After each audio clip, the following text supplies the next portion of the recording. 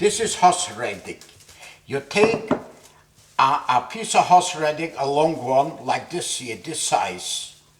You wash it, you scrape it, the everything up. Then you take, when you grind it in a big, and one beets, a red beets. Then, when this is grinded, you put in a glass like this in a glass, has to be closed, like this. You take vinegar.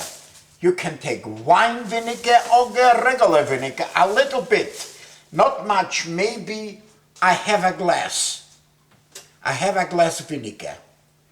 And then you put in sugar.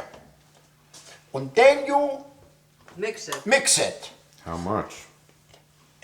Sugar, maybe I have a cup. Sugar. And then you mix it. And when it's mixed, and a couple bit later, you taste it. And you see it's sweet sour.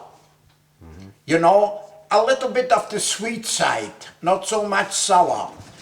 Then you stop it, you close it, you put it in the Frigidaire, and that's it. So, and this looks like this.